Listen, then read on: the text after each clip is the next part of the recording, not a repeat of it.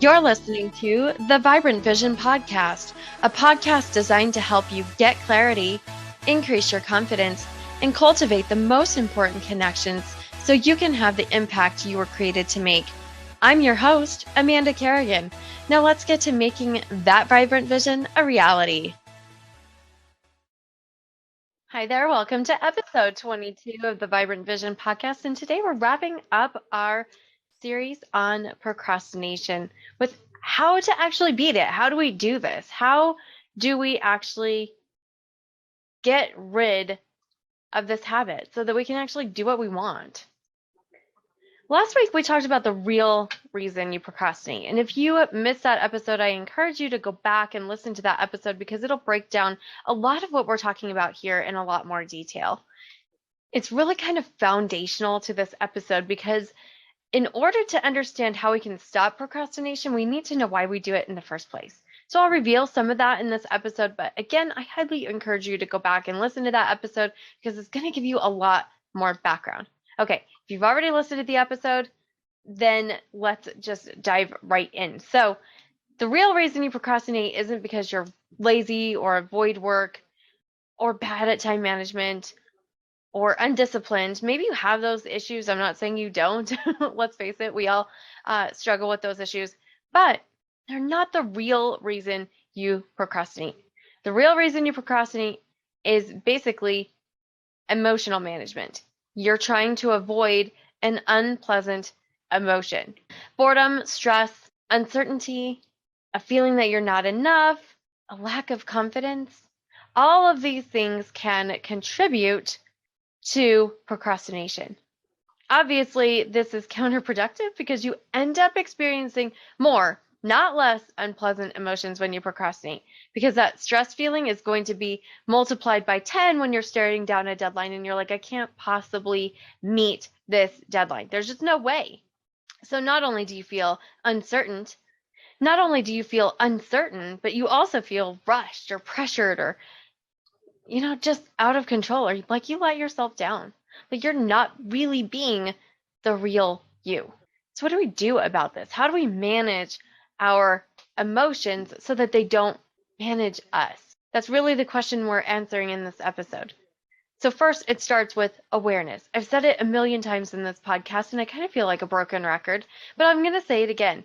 Name it to tame it. You have to name that emotion to calm it down, and this is science-based.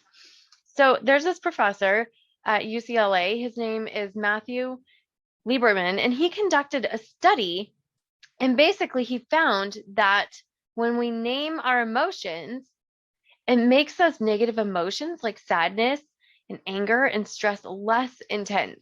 This is because the part of our brain that's responsible for fight or flight and keeping us alive in really bad times, like when you were being chased on the Serengeti, is also the part that reacts to our emotions. And when we name our emotions, it decreases the activity in the amygdala. So it really calms down that fight or flight. We're like, this is not a tiger. I just feel upset because I have this report due, or I have this podcast to do and I'm really not certain how to proceed. That was me this morning. I was like, well, how do I want to say this? How do I want to get through to these people? And am I just being a broken record? So name it to tame it. Okay. What happens is our amygdala calms down, but this thing called the right ventrolateral prefrontal cortex actually becomes more active. And this is the part of the brain that helps us inhibit bad behaviors like, stress eating, and gives us the ability to manage our emotions. And so when we name our emotions, this part of the brain says, I know what to do with this now. And there's so much power in calling out those emotions because your brain knows what to do with them. If we let them just simmer inside, our brains don't know what to do with them. And it gives us the opportunity to identify where we're at in the moment. I'm feeling upset. I'm feeling pressured. I'm feeling stressed. I'm feeling uncertain. And then we get to choose what we're going to do with that emotion. Basically, this part of our brain goes to work and says, hey, I know what to do with this. Let's calm down and look at this logically. And it allows us to make a better, more effective, more authentic choice because we don't want to be that person who's always emotionally reactive. We want our amygdala to calm down because we're really not being chased on the Serengeti anymore. That is no longer our life. We live in the modern world. Second, after we name the emotion, we want to step back from that emotion because a lot of times we identify with our emotions and make them part of our identity. So don't take it on as our identity. And the way that we do this is we say, I'm having feelings of, thoughts about, rather than I am. When we use the term I am, we unconsciously take that on as our identity. I am anxious. I am sad. I am uncertain. I am not confident. And in Spanish, now my Spanish is horrible, but I do remember this. There are two different words for the verb to be. And estar is the condition of something or a temporary state of being. So for example, in Spanish, they would say, I have hunger. I am hungry is not permanent, right? You're going to eat, estar. Or I'm at my house, estar. Maybe I'm going to leave my house and go to work tomorrow. Then I will estar at work. And I did not conjugate that, but you get the point. Ser, on the other hand, is a permanent to be.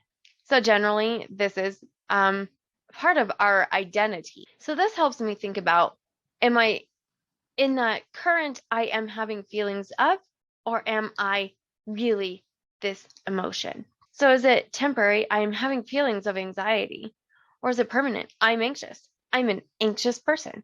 That, even when I say that, probably wouldn't, even when you hear it, it doesn't feel good, right? Because you're like, oh my gosh, like that just, so negative, right? But I'm having feelings of anxiety. I'm feeling overwhelmed right now. That is temporary. We can do something with that. So just like the waves don't make the ocean, your emotions don't make you who you are. They might contribute. They might contribute to some bad choices that you've made, but they don't make you who you are. So just remember that. Step back from those emotions. And then finally, connect to your motivation. Connect to your why. Maybe it's really obvious why you started this project or set this goal. And maybe it's not so obvious. So maybe it's to get a promotion at work or to earn more money. Or is it to get healthier or to make a difference in the world, to do something that matters? Sometimes, though, we just have to do things that we don't want to do. In that instance, connecting with your why is more, not less important. And I'm going to say that again. Connecting with your why is more important when you don't want to do something, not less important. And a lot of times, and I'm guilty of this as well, we think of it as less important. I just have to get it done. But it's really more important because then we're connecting with something that matters and it helps pull us toward that finish line.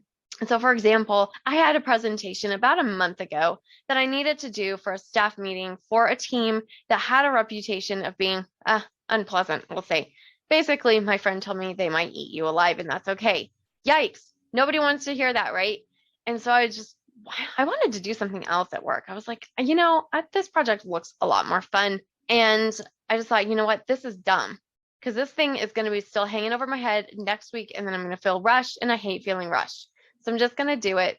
I'm going to send it to my boss. I'm going to send it to my coworkers, and I'm going to get some really good feedback. So I haven't always made the best decisions, but in that instance, I did. I got some really good feedback from everybody on my team. And when I went to present it, it wasn't as bad as I thought it would be because I knew my why. My why was I serve the people that serve our veterans. That's really it. And by making this presentation and giving it to this team, if they took what I said and they implemented it, it would make my team's job a lot easier. And that's why I wanted to do it. I'm like, I really want to present this well. And so when I connected to my why, it actually made the presentation a lot less unpleasant because I could then see how it connected to the bigger picture of why I show up and I do the work that I do as a trainer. So really, that's all it takes is to connect with your emotion, to name it, What are you feeling when you think about doing that horrible thing you're procrastinating on? Maybe you're stuck in the messy middle on your goal and you're like, I thought I wanted to do this thing. I thought I wanted to get up every morning and meditate, but now, I don't want to do it. Why? Because I'm tired. What else? Because I really just don't know if it's happening. Like, I don't know if it's making a difference. I'm uncertain. Once you name it, your brain can go to work on it.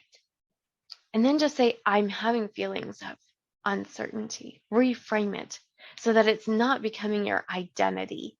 And then finally connect back to your why. Why did you want to meditate, for example? In this example, a lot of times people who want to meditate or pray, in this example, a lot of times when people tell me that they want to meditate or they want to pray more when we're coaching around goals, it's because they want more peace. What would more peace give you? What would that do for you? This is really the power of coaching. So again, really name that emotion. Make sure that it doesn't become part of your identity by framing it in a way that makes a lot more sense. I am having feelings of, I'm having thoughts about. And then connect it back to your why.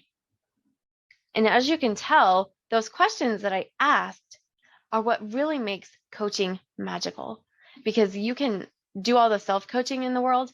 Tomorrow morning, I'm getting up. I'm going to have an early morning call with my coach because I know that there's no power like coaching.